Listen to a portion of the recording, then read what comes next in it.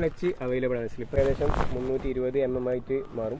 400ന്റെ ഒരു പവർ ഉദ്ദേശിച്ചിട്ടാണ് ഈ ഒരു 250 എടുക്കുന്നതെന്നുണ്ടെങ്കിൽ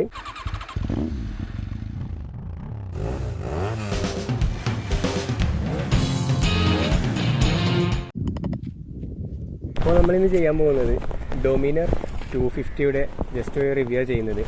അപ്പോൾ ആദ്യമായിട്ട് പറയാനുള്ളത് ഡൊമിനർ 250 ആണോ 400 ആണോ നമുക്കിതിപ്പോൾ കണ്ടാൽ തിരിച്ചറിയാൻ പറ്റൂല എന്നല്ലേ. കാരണം രണ്ടും സെയിം മോഡലാണ് വരുന്നത്. കണ്ടില്ലേ, ഡൊമിനർ 250 ആയാലും 400 ആയാലും മോഡൽ ഏകദേശം എല്ലാം ഒരേപോലെ തന്നെ. ഇപ്പോൾ ഇതിൻ്റെ ബാക്കിലെ ഗ്രാബ് റെയിലൊക്കെ മാറ്റിക്കൊണ്ട് ഇപ്പം പക്ക ഒരു 400 ഇതിനെ കണ്ടാൽ പറയും. പക്ഷേ ഇവിടെ നമ്മൾ 250യുടെ ബാഡ്ജും കാര്യങ്ങളൊക്കെ കൊടുത്തിട്ടുണ്ട്. ഓക്കെ, അപ്പോൾ ആദ്യമായിട്ട് പറയാനുള്ളത് ഡൊമിനർ 250യും 400 ഒരേപോലെയാണ്. അപ്പോൾ ചില ആൾ 400 എടുത്തിട്ട് 250, അതായത് 250 എടുത്തിട്ട് 400ൻ്റെ മോഡലാക്കുന്നവരൊക്കെ ഉണ്ട്. പക്ഷേ അതൊക്കെ നല്ല തന്നെ. അവരോട് ആദ്യമായിട്ട് പറയാനുള്ളത്, നിങ്ങൾ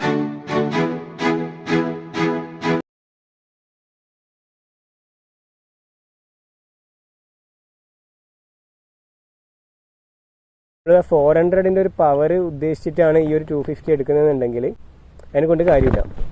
പക്ഷേ വണ്ടി ഡൊമിനർ മതിയുള്ളതാണെങ്കിൽ നിങ്ങൾക്ക് 250 എടുക്കുന്നതായിരിക്കും. അതായത് സാധാരണ നമ്മളെ യൂസിനും കാര്യങ്ങൾക്കൊക്കെ വണ്ടി മതിയുണ്ടെങ്കിൽ 250 എടുക്കുന്നതായിരിക്കും നല്ലത്. ഓക്കെ, അപ്പോൾ നമുക്ക് ജസ്റ്റ് ഒന്ന്, ഇപ്പോൾ ഇതിൻ്റെ കളർ റെഡാണ്. ഇപ്പം ഗ്രീനാണ് ഇപ്പം 400 അധികം ആൾക്കാർ എടുക്കുന്നത്. അപ്പോൾ ഈ റെഡ് കളർ തന്നെയാണ് എനിക്ക് ഏറ്റവും കൂടുതൽ. ഇപ്പോൾ പച്ച കാണുമ്പോൾ ഇഷ്ടപ്പെട്ടിട്ടുണ്ടായിരുന്നു. പക്ഷേ ഈ റെഡ് ഇങ്ങനെ കാണുമ്പോൾ ഇതിൻ്റെ ഒരു ഷൈനിങ്ങും കാര്യങ്ങളൊക്കെ കാണുമ്പോൾ റെഡ് എനിക്ക് ഭയങ്കര നല്ലൊരു അട്രാക്റ്റീവായിട്ട് നല്ല ഇഷ്ടപ്പെട്ടിട്ടുണ്ട്. പിന്നെ അതേപോലെ നമ്മുടെ ഡൊമിനറിൻ്റെ കീ വരുന്നത് ഈ ഒരു രീതിയിലാണ് ഡൊമിനറിൻ്റെ കീ വരുന്നത്. നമുക്കിനി വണ്ടിയുടെ സൈഡിൽ നിന്ന് തന്നെ തുടങ്ങാം. ഇപ്പോൾ ടാങ്കിനെ പറ്റി പറയുകയാണെങ്കിൽ ഇവിടെ ഡൊമിനറിൻ്റെ ഒരു ബാഡ്ജിങ് കൊടുത്തിട്ടുണ്ട്, കണ്ടില്ലേ. പിന്നെ അതേപോലെ ഇവിടെ മറ്റേ ടാങ്കിൻ്റെ പാഡ് ഇവിടെ കൊടുത്തിട്ടുണ്ട്, അത് സ്ക്രാച്ചും കാര്യങ്ങളൊന്നും ആവാണ്ടിരിക്കാൻ വേണ്ടിയിട്ട്. പിന്നെ അതേപോലെ ഇവിടെ ചെറിയൊരു ഡിസ്പ്ലേ കൊടുത്തിട്ടുണ്ട്. അതിൽ വെയിലായതുകൊണ്ട് ഇവിടെ ബജാജിൻ്റെ ലോഗോവും കാര്യങ്ങളൊക്കെ ഉണ്ട്, ABS. അതേപോലെ നമ്മളെ ലൈറ്റ് ഡിമ്മും ബ്രൈറ്റും ആക്കുന്ന ആ ഒരു ഇതൊക്കെ അവിടെയാണ് കൊടുത്തിട്ടുള്ളത്. ഇനി ഈ സൈഡ് ഭാഗത്തേക്ക് വരികയാണെങ്കിൽ ഇവിടെ 250 എന്നുള്ള ലോഗോ കൊടുത്തിട്ടുണ്ട്, കണ്ടില്ലേ. അപ്പോൾ ഇപ്പോൾ ഇത് 250 ആണോ 400 ആണോ മനസ്സിലാക്കുന്നുണ്ടെങ്കിൽ ഈ ഒരു ഇത് നോക്കിയിട്ട് തിരികെ മനസ്സിലാക്കേണ്ട ഒരു അവസ്ഥയാണ് ഇപ്പോൾ വന്നിട്ടുള്ളത്. അതേപോലെ ഗ്രാബ് റെയിലൊക്കെ ഇതിപ്പം ആഫ്റ്റർ മാർക്കറ്റ് കയറ്റിയാണ്. ഇതിനുണ്ടായ ഗ്രാബ് റെയിൽ ഒരു ചെറിയൊരു സംഭവമാണ്, അത് നമുക്ക് പിടിക്കാൻ നേരവണ്ണം പറ്റൂല. അതുകൊണ്ട് അതെന്തായാലും ലോങ് പോകുന്നവരൊക്കെ ഉണ്ടെങ്കിൽ ഇത് മാറ്റുന്നത് തന്നെയായിരിക്കും നല്ലത്. ഇപ്പോൾ ഇവിടെ നമുക്ക് ലഗേജും കാര്യങ്ങളൊക്കെ വെക്കാം. ഒരു റൈഡ് മോഡിൽ തന്നെയുണ്ട്. ഇവിടെ പവർ വരുന്നത് 27 bhp പവറാണ് വരുന്നത്. അതേപോലെ 24.5 mm ടോർക്കും വണ്ടിക്ക് കിട്ടും. അതായത് ട്വിൻ സ്പാർക്ക് എഞ്ചിനാണ് വരുന്നത്. അതായത് ഡൊമിനർ 250 ട്വിൻ സ്പാർക്ക് എഞ്ചിനും 400 ട്രിപ്പിൾ സ്പാർക്ക് എഞ്ചിനും വരുന്നുണ്ട്. അതേപോലെ ഓയിൽ കൂൾഡ് എഞ്ചിൻ തന്നെയാണ് വരുന്നത്. അപ്പോൾ ഇത് ഹീറ്റിങ്ങും കാര്യങ്ങളും നമുക്ക് നന്നായിട്ട് തട്ടൂല. അതേപോലെ 300 mm ആണ് ഫ്രണ്ട് ഡിസ്ക് വരുന്നത്. അപ്പോൾ 400 ആകുമ്പോൾ ഏകദേശം 320 mm ആയിട്ട് മാറും. പിന്നെ അതേപോലെ ഇതിൽ സ്ലിപ്പർ ക്ലച്ച് അവൈലബിൾ ആണ്. സ്ലിപ്പർ ക്ലച്ച് പറഞ്ഞാൽ നമ്മളിപ്പോൾ സാധാരണ നമ്മുടെ ബൈക്കിൽ നമ്മൾ സ്പീഡിൽ പോയി കഴിഞ്ഞിട്ട് നമ്മൾ ഡൗൺ ചെയ്യുമ്പോൾ, സ്പീഡ് പോയിട്ട് പെട്ടെന്ന് ഒരു ഡൗൺ ചെയ്യുമ്പോൾ, അതായത് ഇപ്പോൾ 4th പോയിട്ട് അതേ സ്പീഡിൽ നമ്മളിപ്പോൾ ഒരു സെക്കൻഡിലേക്കൊക്കെ ആക്കുമ്പോൾ വണ്ടി മുമ്പോട്ട് ഇങ്ങനെ തുള്ളും, നമ്മളെ ബാലൻസ് മാറും. പക്ഷേ ഇതിൽ സ്ലിപ്പർ ക്ലച്ച് അത് അവൈലബിൾ ആയതുകൊണ്ട് നമ്മൾ എത്ര സ്പീഡിൽ പോയാലും ആ ഒരു രീതിയിൽ നമ്മൾ ഡൗൺ ചെയ്ത് കഴിഞ്ഞാൽ വണ്ടിയിൽ നിന്ന് യാതൊരുവിധ പ്രശ്നവും വരില്ല. നമുക്ക് ആ ഒരു സ്മൂത്തിൽ തന്നെ നമുക്ക് ഓടിച്ച് പോകാൻ വേണ്ടി പറ്റുന്നുണ്ടാവും. നമുക്ക് ജസ്റ്റ് ഒന്ന് മീറ്ററിൻ്റെ ഭാഗത്തേക്കൊക്കെ നോക്കാം. അപ്പോൾ ഇതാണ് ഇതിൻ്റെ മീറ്റർ വരുന്നത്. ഇതിൽ ഫ്യൂവല്, അതുപോലെ നമ്മൾ സ്പീഡോമീറ്റർ, അതേപോലെ ടാക്കോമീറ്റർ വരുന്നുണ്ട്. പിന്നെ അതേപോലെ ന്യൂട്രലിൻ്റെ ലൈറ്റ് ഇവിടെ കത്തുന്നുണ്ട്. പിന്നെ അതേപോലെ ഇൻഡിക്കേറ്റർ. പിന്നെ അതേപോലെ ഇതിൽ ഗിയർ ഇൻഡിക്കേഷൻ കൊടുത്തിട്ടില്ല എന്നുള്ളത് ചെറിയൊരു നെഗറ്റീവാണ്. ഓക്കെ, നമുക്ക് ജസ്റ്റ് ഒന്ന് വണ്ടിയുടെ സൗണ്ട് ഒന്ന് നോക്കിയോട്ടെ.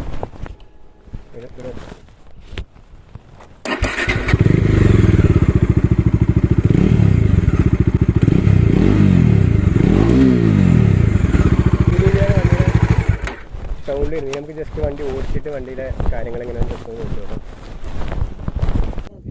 അതേപോലെ 13 ലിറ്ററാണ് വണ്ടിയുടെ ടാങ്ക് കപ്പാസിറ്റി വരുന്നത്. 39 കിലോമീറ്ററോളം മൈലേജ് കമ്പനി പറയുന്നുണ്ട്. 180 കിലോഗ്രാമാണ് വണ്ടിയുടെ വെയിറ്റ് എന്ന് പറയുന്നത്. അതുപോലെ ബാക്കിലെ നമ്മുടെ ടൈൽ ലാമ്പ്, അതേപോലെ നമ്മുടെ ഈ ചെറിയ റിഫ്ലക്ടർ, ഇതൊക്കെ ഇതിനിപ്പം വന്നിട്ടുണ്ട്. ഇനി നമുക്ക് വണ്ടി ഒന്ന് ഓടിച്ച് നോക്കാം. വണ്ടി ഓടിക്കുമ്പോഴുള്ള കാര്യങ്ങൾ നമുക്ക് എങ്ങനെയാണ്, വണ്ടിയുടെ പെർഫോമൻസും കാര്യങ്ങളൊക്കെ എങ്ങനെയാണെന്ന് നോക്കാം. വണ്ടി 400ൻ്റെ ഒരു പവർ എന്തായാലും കിട്ടൂല നമുക്കറിയാം. അപ്പം 250 എടുക്കുന്നവർ 250യുടെ പവർ ഉദ്ദേശിച്ചെടുക്കുക. 400ൻ്റെ പവർ ഉദ്ദേശിച്ച് ഒരിക്കലും 250 എടുക്കേണ്ട ആവശ്യമില്ല. വണ്ടിയുടെ സീറ്റിംഗ് പൊസിഷൻ ആയാലും വണ്ടിയിൽ ഇരിക്കാനുള്ള സീറ്റിങ്ങിൻ്റെ കുഷ്യനിങ് ആയാലും അതൊക്കെ നല്ല പെർഫെക്റ്റാണ്. നമുക്ക് വേറൊരു ലാഗും കാര്യങ്ങളോ അല്ലെങ്കിൽ വണ്ടിയിൽ ഇരിക്കുമ്പോൾ ഒരു ബുദ്ധിമുട്ടും കാര്യങ്ങളൊന്നും വരാനൊന്നുമില്ല. കറക്റ്റ് ഇപ്പോൾ ഞാൻ ഇരിക്കുന്ന അതേ പൊസിഷനിൽ ഇരുന്നുകൊണ്ട് തന്നെ എനിക്ക് നടുവൊന്ന് വളക്കാണ്ട് തന്നെ വണ്ടിയിൽ ഇരുന്നിട്ട് പോകാൻ വേണ്ടി പറ്റുന്നുണ്ട്. നീളം കൂടിയൊരു വ്യക്തിയായതുകൊണ്ട് ഇങ്ങനെ ജസ്റ്റ് ഒന്ന് കുനിഞ്ഞിരുന്ന് വണ്ടി ഓടിക്കേണ്ട ആവശ്യമൊന്നും വരുന്നില്ല. സ്ട്രൈറ്റ് ആയിട്ട് ഇരുന്നുകൊണ്ട് തന്നെ നമുക്ക് ഹാൻഡിൽ പിടിക്കാൻ വേണ്ടി പറ്റുന്നുണ്ട്. അതേപോലെ വണ്ടിയുടെ ആ ഒരു റോഡ് പ്രസൻസ്, ആ ഒരു റെഡ് വണ്ടിയുടെ ഷൈനിങ്ങും റോഡ് പ്രസൻസൊക്കെ നോക്കുമ്പോൾ നല്ലൊരു പെർഫെക്റ്റ് ആയിട്ട് തന്നെ വണ്ടിയുടെ ഒരു ലുക്കും കാര്യങ്ങളൊക്കെ കിട്ടുന്നുണ്ട്.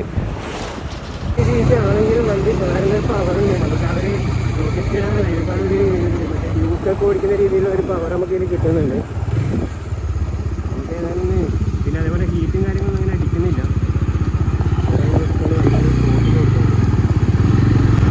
അതേപോലെ റോഡിലൊന്നാമത് നല്ല തിരക്കുണ്ട്. അപ്പോൾ നമുക്ക് ആ വണ്ടി ഒന്ന് കൈ കൊടുത്തിട്ട് നമുക്കൊന്ന് ജസ്റ്റ് ആ ഒരു പവർ എത്ര സ്പീഡിൽ വണ്ടി കയറി പോകുന്നുള്ളത് നോക്കാൻ വേണ്ടി കയറുന്ന പറ്റുന്നില്ല. നമുക്ക് വേറെ നല്ല റോഡ് നോക്കി നോക്കാം. ഇപ്പം നമുക്കൊരു ഓപ്പൺ റോഡ് കിട്ടിയിട്ടുണ്ട്.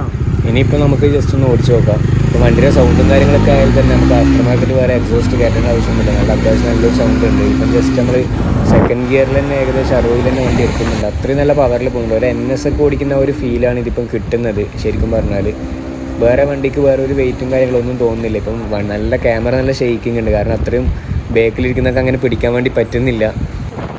അതുപോലെ വണ്ടിയുടെ കോർണറിങ് ആയാലും വണ്ടി വളക്കാനായാലും നമുക്ക് വലിയൊരു വെയിറ്റും കാര്യങ്ങളും അതുപോലെ പ്രശ്നങ്ങളൊന്നുമില്ല. നമുക്ക് സിമ്പിളായിട്ട് തന്നെ വണ്ടി വളച്ചെടുക്കാൻ വേണ്ടി പറ്റുന്നുണ്ട് എന്നുള്ളതാണ്. ഒന്നുകൂടി ജസ്റ്റ് നമുക്കൊന്ന് വണ്ടി ഒന്ന് ചവിട്ടി നോക്കാം. ഇതിപ്പം ഈ ഒരു സ്പീഡ് കൂടുമ്പോൾ ആ ഒരു എക്സോസ്റ്റിന് വരുന്ന സൗണ്ട് നമുക്കിങ്ങനെ കേൾക്കുമ്പോൾ വീണ്ടും നമുക്ക് ആക്സിലേറ്റർ ത്രോട്ടിൽ ഇങ്ങനെ കൊടുക്കാനാണ് തോന്നുന്നത്. കാരണം അതിൻ്റെ ആ ഒരു സൗണ്ട് നമുക്ക് അത്രയും നല്ലൊരു അട്രാക്റ്റീവായിട്ട് നമുക്ക് തോന്നുന്നുണ്ട് എന്നുള്ളതാണ്. പിന്നെ വണ്ടി ഓടിക്കാനുള്ള ഒരു സ്മൂത്ത്നെസ് ആയാലും കംഫർട്ടബിൾ ആയാലും വേറെ അങ്ങനെ ഒരു അത് ഓടിച്ചത് നോക്കിയാലേ മനസ്സിലായി. ഇങ്ങനെ പറഞ്ഞാൽ നിങ്ങൾക്ക് എത്രത്തോളം തിരിയുമെന്ന് അറിയില്ല.